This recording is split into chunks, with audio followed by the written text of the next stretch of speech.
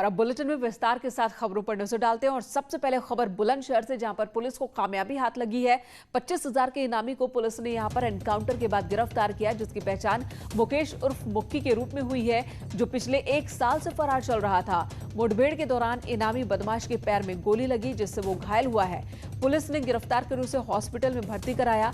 वहीं मुकेश का एक साथी अंधेरे का फायदा उठाकर भागने में कामयाब रहा, जिसकी तलाश में पुलिस इस वक्त भी जुटी हुई है। पुलिस और बदमाशों के बीच मुठभेड़ भूड़ चौराहे पर ट्रांसपोर्ट नगर के बिजली घर के पास हुई है, जिसके बाद पुलिस ने इसे तो पकड़ लिया। हालांकि इसका साथी भाग निकला और उसकी तलाश में अब भी कॉम्बिंग जारी है। बुलंदशहर से ये बड़ी खबर, जहां पर 25,000 के इनामी को पुलिस ने पकड़ा है। यूपी पुलिस को एक और बड़ी कामयाबी हाथ लगी है। कई अलग अलग मामलों में इसकी तलाश चल रही थी। ट्रांसपोर्ट नगर बिजली घर के पास ये एनकाउंटर, तस्वीरें हम आपको दिखा रहे हैं, न्यूज़ 18 पर आप देख रहे हैं। इसके पास से एक बाइक बरामद की गई है, हथियार भी बरामद किया गया है। फिलहाल इसके पैर पर गोली लगी है, जिसके बाद इसे हॉस्पिटल ले जाया गया। तुषार मेहता हमारे सहयोगी बुलंदशहर से हमारे साथ जुड़ चुके हैं। तुषार, क्या अपडेट है? जो साथी इसका भागा, क्या वो पकड़ में आया है और इसे चोट लगी है वो कितनी गंभीर है, जो गोली के जख्म है? जी, मैं सबसे पहले तो ये बता दूं मैं कि ये मुकेश और मुक्की है, जो पिछले 1 साल से वांछित था बुलंदशहर के लिए, और ये चुनौती भी बना हुआ था। तमाम इसके ऊपर आपराधिक मुकदमे हैं, तमाम थानों में मुकदमे हैं, लूट के, अपहरण के और रंगदारी के भी मुकदमे हैं। गोकश तक करवाता था ये। लेकिन इसका साथी जो है, कल ये रात में ये अपाची में आ रहे थे और उसके बाद पुलिस ने इन्हें ललकारा, तो इन्होंने उन पे फायर किया। तो उन्होंने जब क्रॉस फायरिंग हुई तो उसमें इसके पैर में गोली लगी है। फिलहाल ये अभी उपचाररत है और इसके साथी के लिए कॉम्बिंग की जाती है। जी, धन्यवाद तुषार पूरी जानकारी देने के लिए। तो रात के वक्त जब अपराधियों को लगता है कि ये मुफीद वक्त है उनके मूवमेंट का, इधर से उधर जाने का और अपने मंसूबों को अंजाम देने का, उस वक्त उत्तर प्रदेश की पुलिस, जो कि लगातार अलग अलग जगहों पर डटी पड़ी है, कॉम्बिंग ऑपरेशन लगातार चल रहा है यूपी पुलिस का। और आपको बता दें, अभियान यूपी पुलिस की ओर से ऑपरेशन क्लीन लगातार चलाया जा रहा है, जिसमें कामयाबी भी मिल रही है। और ऐसी खबर इटावा से, जहां पर 6 बदमाश गिरफ्तार किए गए। पुलिस और बदमाशों के बीच एनकाउंटर। यहां पर गैंग के सरगना समेत 6 बदमाश गिरफ्तार कर लिए गए हैं। सरगना सौरभ कठेरिया के पैर में गोली लगी। सोनवर्षा पुल के पास ये एनकाउंटर हुआ है। हाईवे पर लूट की वारदात को ये अंजाम देने की फिराक में थे और तभी पुलिस ने इनके मंसूबों पर पानी फेरा, साथ इनकी गिरफ्तारी कर ली है। तो हाईवे पर लूट की वारदात को अंजाम देने से पहले ही पुलिस ने इस पूरे के पूरे गिरोह को ही धर दबोचा है। एनकाउंटर के बाद गिरफ्तारी हुई है। 6 बदमाश है, जिसमें सरगना भी शामिल है। और इस वक्त आशुतोष हमारे सहयोगी हमारे साथ मौजूद हैं। आशुतोष, इससे पहले कि अपने मंसूबों में कामयाब होते हैं, अपनी प्लानिंग को अंजाम तक पहुंच जाते हैं, पुलिस ने धर दबोचा इन्हें। बिल्कुल निश्चित रूप से मेनका पुलिस रात में 11 से 1 के बीच चेकिंग कर रही थी, तभी पुलिस को सूचना मिली कि बकेवर इलाके में कुछ बदमाश सक्रिय हैं। और पुलिस की सजगता से जब बदमाशों की घेराबंदी की गई तो बदमाशों ने पुलिस को देखकर पुलिस पर फायरिंग कर दी। पुलिस ने अपने बचाव में जवाबी फायरिंग की, जिसमें एक बदमाश को गोली लग गई है, जबकि 5 अन्य गिरफ्तार किए गए हैं। आशुतोष, यहाँ एक और सवाल, ऐसा कम ही होता है कि एनकाउंटर के बाद इतने सारे बदमाश एक जगह से पकड़ लिए जाएं, गिरफ्तार कर लिए जाएं। अमूमन होता है 2-1 बदमाशों की गिरफ्तारी होती है, भाग निकलते हैं, लेकिन यहां पर 6 के 6 धरे गए। तो क्या पुलिस की टीम भी बड़ी संख्या में थी, बड़ी संख्या में पुलिस वाले यहां पर मौजूद थे? बिल्कुल मेनका, पहले से ही वहाँ चेकिंग चल रही थी और भारी तादाद में फोर्स मौजूद था। क्राइम ब्रांच थाना पुलिस मौजूद थी। जैसे ही पुलिस को सूचना मिली, दोनों तरफ से फायरिंग हुई। फायरिंग से बदमाश घायल हो गया। 5 को गिरफ्तार कर लिया गया है, घायल का उपचार किया जा रहा है। अब 5 से पुलिस गहनता से पूछताछ कर रही है और जानकारी जुटा रही है। सबसे बड़ी बात इसमें यह है कि अगस्त में एक मोटरसाइकिल लूटी गई थी इटावा से, वो भी इन बदमाशों के पास से बरामद हो गई और बदमाशों ने कई तो पुलिस इसे बड़ी कामयाबी बता रही है। आशुतोष, धन्यवाद इस वक्त पूरी जानकारी देने के लिए। और इनके पास से लूट की बाइक भी बरामद की गई है। वारदात को अंजाम देने की फिराक में थे, लेकिन पहले ही पकड़ लिए गए। उधर सीतापुर में रफ्तार का कहर देखने को मिला। कंटेनर ने ट्रैक्टर ट्रॉली को टक्कर मार दी और हादसे में 2 मजदूरों की जान चली गई। 8 लोग घायल भी हुए हैं। ये कोलकाता से नेपाल की ओर जा रहे थे और कंटेनर कोलकाता से नेपाल की ओर ही निकला था। शहर कोतवाली के एलजे शाह महोली की यह घटना है, जहां पर कंटेनर और ट्रैक्टर ट्रॉली के बीच टक्कर, 2 लोगों की जान चली गई।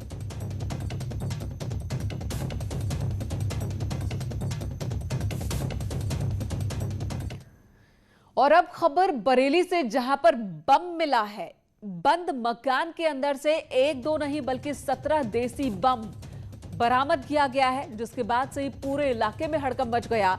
हालांकि बाद में तफ्तीश में यह बात सामने आई कि साजिश के तहत ये बम रखे गए थे इस मकान के अंदर। पड़ोसियों ने फंसाने की नीयत से प्लांट किया था बम को मकान के अंदर, जो कि मकान बंद पड़ा था। 17 देसी बम, जहां से पुलिस ने इसे बरामद किया और इस पूरे मसले में 2 लोगों की गिरफ्तारी हो चुकी है। हरीश शर्मा हमारे सहयोगी बरेली से हमारे साथ मौजूद हैं। हरीश, क्या अपडेट इस मामले में? पड़ोसियों ने फंसाने की नीयत से 17 देसी बम रखे, पुलिस क्या कह रही है? देखिए, मेनका मामला अलीगंज थाना क्षेत्र के खेलम गांव का है। खेलम काफी सुर्खियों का रहने वाला गांव है और यहाँ पर अपने ही पड़ोसियों को फंसाने के लिए 3 लोगों ने मिलकर एक साजिश रची और उनके 2 कमरों में कुल 17 बम रख दिए, जिसकी सूचना चौकीदार के माध्यम से पुलिस तक भिजवा दी थी। पुलिस ने जैसे ही इस पूरे मामले की जांच पड़ताल शुरू की, वैसे ही इनकी परतें पुलिस ने तत्काल 2 लोगों को गिरफ्तार कर लिया है। हालांकि अभी एक फरार है और जो देसी बम मिले हैं उनको पुलिस ने कब्जे में ले लिया है और बम निरोधक दस्ता जल्द ही रिस्पॉन्स करके। जी, धन्यवाद हरीश पूरी जानकारी देने के लिए। अगली खबर का रुख कर लेते हैं। तो बरेली से खबर, उसके बाद अब कानपुर का रुख करते हैं, जहां पे बाबूपुरवा इलाके में बम धमाका हो गया। कूड़े के ढेर में धमाका हुआ, जिसके बाद हड़कंप मच गया। एक जानवर की मौत हो गई, एक बच्चा घायल हुआ है इस धमाके में और पास ही खड़ी कई कारों के शीशे टूट गए। कई मकान भी क्षतिग्रस्त हुए हैं। लोगों का कहना है कि धमाका जबरदस्त था। 1 किलोमीटर की दूरी से धमाके को सुना जा सकता था, जबकि मौके पर मौजूद पुलिस की टीम, बीडीएस और एफएसएल की टीम, जिन्होंने मौके का जायजा लिया, उन्होंने कहा कि ये एक लो इंटेंसिटी धमाका था। हालांकि बम यहां पर पहुंचा कैसे और विस्फोट कैसे हुआ, जांच चल रही है।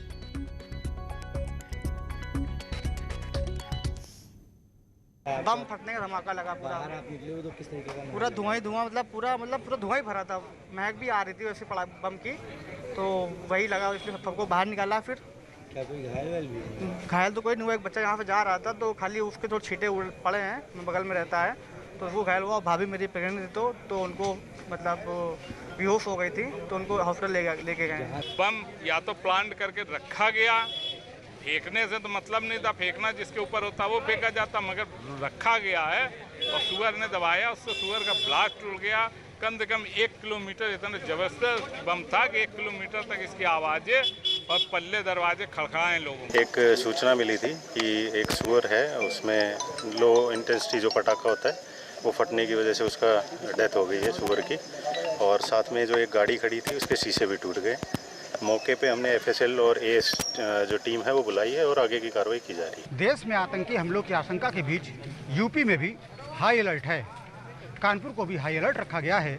ऐसे में अति संवेदनशील इलाके बाबूपुरवा में जोरदार धमाका होना और उसमें एक जानवर की जान जाना बेहद गंभीर है, लेकिन पुलिस ने पूरे मामले को बेहद हल्के में निपटा दिया। यहाँ तक कि पुलिस मौके पर पहुंची, जांच पड़ताल की और वापस लौट गई। घरों में सर्च अभियान तक नहीं चलाया गया। श्याम तिवारी, न्यूज़ 18 उत्तर प्रदेश, कानपुर। वाराणसी से बड़ी खबर आ रही है, जहां पर कोरोना मरीज ने 4थी मंजिल से कूदकर जान दे दी है। पिछले कुछ दिनों से बीएचयू के कोविड हॉस्पिटल में ये भर्ती था। परिजनों ने बीएचयू के डॉक्टर्स पर लापरवाही के आरोप लगाए हैं। फूलपुर के कैथोली गांव का रहने वाला था शख्स, जिसने खुदकुशी कर ली है। कोरोना से संक्रमित था, हॉस्पिटल में इलाज चल रहा था बीएचयू के कोविड हॉस्पिटल में, लेकिन डॉक्टर्स पर लापरवाही का आरोप परिजन लगा रहे हैं। परिजनों का कहना है कि वो काफी परेशान था, डॉक्टर्स ध्यान नहीं दे रहे थे और इस वजह से ही उसने खुदकुशी की है। रवि पांडे हमारे सहयोगी हमारे साथ जुड़ चुके हैं। रवि, क्या है पूरा मसला? जी देखिए, बीएचयू के Covid special super speciality ward से लगातार लापरवाही की खबरें आ रही हैं। पिछले दिनों शवों की भी अदला बदली और अब ये आत्महत्या बीएचयू के डॉक्टर कार्यशैली पे बहुत बड़ा सवाल खड़ा कर रहा है। परिजनों का खुले रूप से आरोप है कि लगातार लापरवाही चल रही थी। उनका लड़का मोबाइल पर उनसे बात कर रहा था कि यहाँ कोई डॉक्टर देख नहीं रहे हैं, मैं जीऊंगा नहीं, मैं मर जाऊंगा। इस तनाव के आगे परिवारजनों का आरोप है कि वो आत्महत्या कर लिया और 4थी मंजिल से कूद गया। फिलहाल परिवार का कहना यह है कि वो पुलिस के पास जाएंगे, शिकायत करेंगे ताकि लापरवाही पर बीएचयू के ऊपर कार्रवाई हो। रवि, कितने दिनों से यहाँ पर एडमिट था वो शख्स? जी लगभग एक हफ्ता हो चुका है और पिछले ही हफ्ता आने के बाद से लगातार जो शुरुआत में ही 2 दिन के बाद से जो थोड़ा बहुत इलाज चली, लेकिन बावजूद वो संतुष्ट नहीं था और उसके तबीयत में जो अच्छा होना चाहिए था वो इजाफा नहीं हो रहा था। रवि धन्यवाद जानकारी देने के लिए। तो एक हफ्ते से बीओजी के कोविड हॉस्पिटल में भर्ती था ये शख्स, लेकिन डॉक्टर्स की लापरवाही का आरोप लगाया जा रहा है। परिजन कह रहे हैं कि फोन पर लगातार वो बता रहा था कि किस तरीके से डॉक्टर्स उसकी तरफ बिल्कुल भी ध्यान नहीं दे रहे हैं और उसे डर इस बात का था कि वो बचेगा नहीं और फाइनली उसने खुदकुशी कर ली। इधर झांसी में पुलिस टीम पर हमला हुआ है। विवाद सुलझाने गई थी पुलिस टीम और उस पर ग्रामीणों ने ही हमला कर दिया और इस हमले में दारोगा समेत 5 पुलिसकर्मी घायल हो गए। 2 गुटों में नाली को लेकर विवाद हुआ था। विवाद के बाद दोनों गुटों के बीच पथराव की शुरुआत हो गई और इसी बीच बचाव करने पहुंची थी पुलिस की टीम। मौके पर पहुंची पुलिस टीम पर ग्रामीणों ने हमला कर दिया। 3 आरोपी गिरफ्तार कर लिए गए हैं इस पूरे मसले पर। अश्विनी मिश्रा हमारे सहयोगी झांसी से हमारे साथ मौजूद हैं। अश्विनी, 3 लोगों की गिरफ्तारी हुई है या कुछ और लोगों की भी गिरफ्तारी हुई है इस बीच? देखिए, इस पूरे मामले में भी 3 लोग गिरफ्तार हुए हैं। महज नाली को लेकर के विवाद था 2 पक्षों में। तो पुलिस को सूचना मिली कि 2 पक्ष आपस में दूसरे पथराव कर रहे हैं। इसी सूचना पर एसआई समेत 5 पुलिसकर्मी मौके पर पहुंचते हैं। तो पहले तो जो बलवाई होते हैं उनके साथ मारपीट करते हैं। इसके बाद एक पक्ष पुलिस पर पथराव कर देता है। तो फिलहाल 3 लोगों को पुलिस ने हिरासत में ले लिया गया है। इसके अलावा जो अन्य जो फरार लोग हैं उनको गिरफ्तारी दबी दी जा रही है। तो मामूली सा विवाद था, महज नाली का विवाद था, इसको लेकर के ही तो लेकिन हाल फिलहाल पुलिस टीम पर हमलों की जो संख्या है वो बढ़ती हुई नजर आ रही है। धन्यवाद इस वक्त पूरी जानकारी देने के लिए। तो मामूली सी बात पर नाली को लेकर 2 गुटों के बीच विवाद हुआ था और विवाद बढ़ता देख पुलिस की टीम मौके पर पहुंची जब जानकारी मिली, लेकिन पुलिस टीम पर ही लोगों ने हमला कर दिया। 3 लोगों को पुलिस ने हिरासत में लिया है, पूछताछ चल रही है और इस मामले में पुलिस कार्रवाई कर रही है। एक ब्रेक के लिए रुकते हैं, तुरंत लौटेंगे, बने रहे हमारे साथ।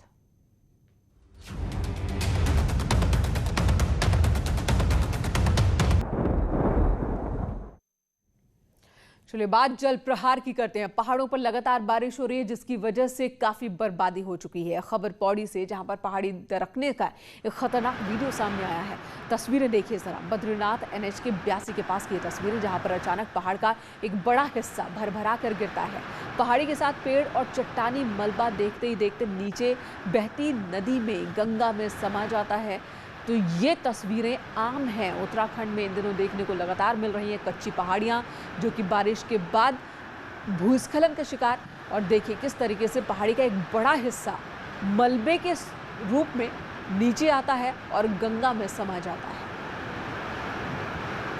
और यही वजह है कि अब पहाड़ की तरफ से आने वाली नदियाँ भी उफान पर हैं और जिसकी वजह से किनारों पर कटान हो रहा है। और न सिर्फ पहाड़ी इलाकों में बल्कि मैदानी इलाकों में भी दहशत में लोग हैं इस वक्त। कई जगहों पर बड़े बड़े जिले जो हैं वो इस वक्त बाढ़ की चपेट में हैं। उधर चमोली में एक बार फिर बद्रीनाथ हाईवे बंद कर दिया गया और ये गौचर स्थित ITBP के पास ऑल वेदर सड़क निर्माण के दौरान सड़क चौड़ीकरण के काम चल रहा था और यहीं पर पुल के पास लगातार पहाड़ी से मलबा आने की वजह से स्लाइड जोन बन गया है। आज एक बार फिर यहां पर पहाड़ी से बड़ी मात्रा में मलबा नीचे आया और हाईवे बाधित हो गया। एक्सक्लूसिव तस्वीरें इस वक्त आप न्यूज़ 18 पर देख रहे हैं। यहाँ चट्टान का एक हिस्सा भरभरा कर गिरता है। गनीमत रही कि उसकी चपेट में कोई आया नहीं, वरना एक बड़ा हादसा हो सकता था। आवाजाही पूरी तरह से रोक दी गई है और इस वक्त देखिए जिस भी शख्स ने मलबे को इस तरह से भरभरा कर नीचे आते देखा वो दंग रह गया, दहशत में आ गया।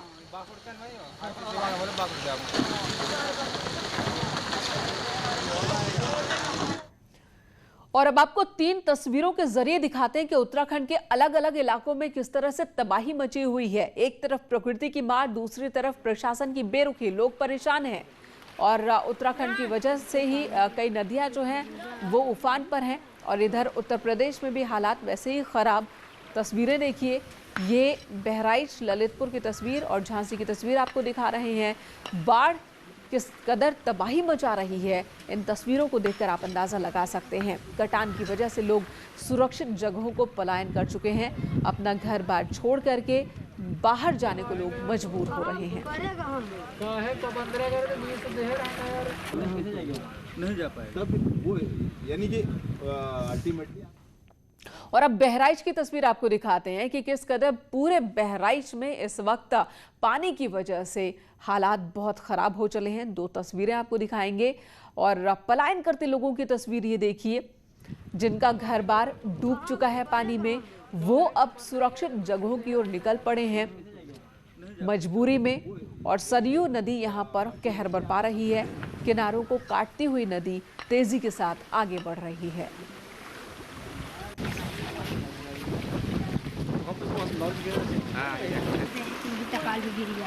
उमा शंकर हमारे सहयोगी इस वक्त बहराइच से हमारे साथ जुड़ चुके हैं। उमा, तस्वीरों में हम देख पा रहे हैं कि लोग कितने डरे सहमे हैं। अपना घर बार छोड़ करके ये लोग दूसरी जगहों पर जाने को मजबूर हो रहे हैं। देवरिया से उमा हमारे साथ मौजूद है। उमा, बताइए कि वहां पर हालात कैसे हैं?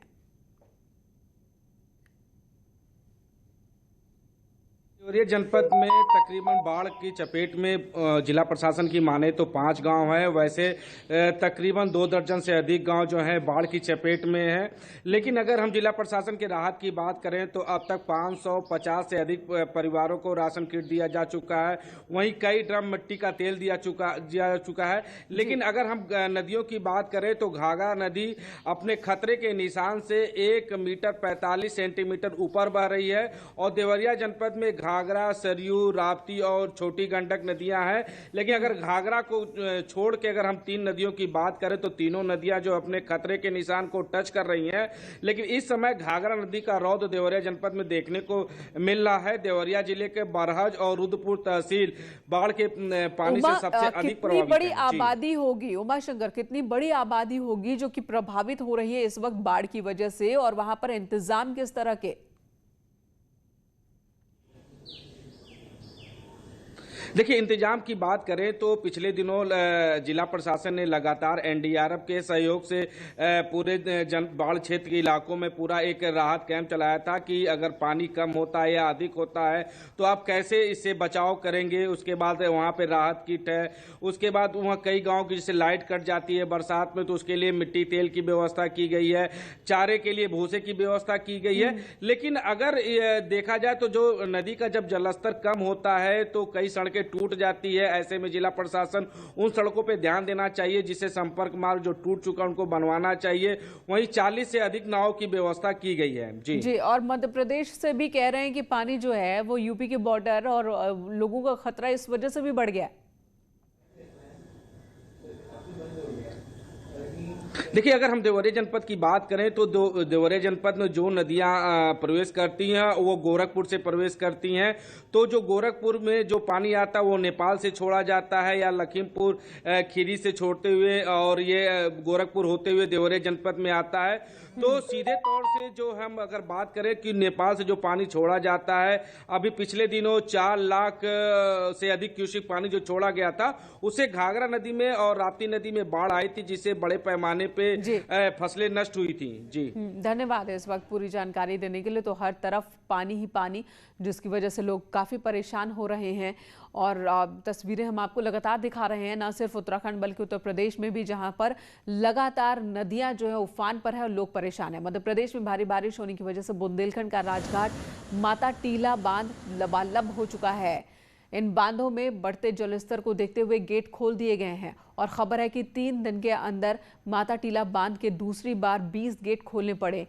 1,86,000 क्यूसेक पानी की निकासी हुई है। इससे पहले 20 अगस्त को भी इतना ही पानी छोड़ा गया था।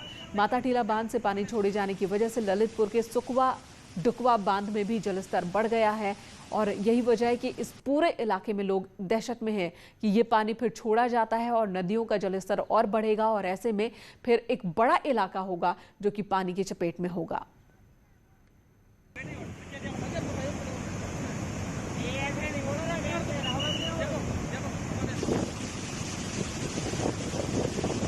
तो एक तरफ उत्तराखंड में लगातार बारिश हो रही है और नदियों के जरिए वो पानी लगातार मैदानी इलाकों में बढ़ रहा है, उत्तर प्रदेश की ओर बढ़ रहा है। दूसरी तरफ मध्य प्रदेश में भी बारिश और वहां से भी बांध से पानी छोड़ा जा रहा है, जिसकी वजह से यहां पर भी जल प्रहार देखने को मिल रहा है झांसी और बुंदेलखंड के इलाकों में।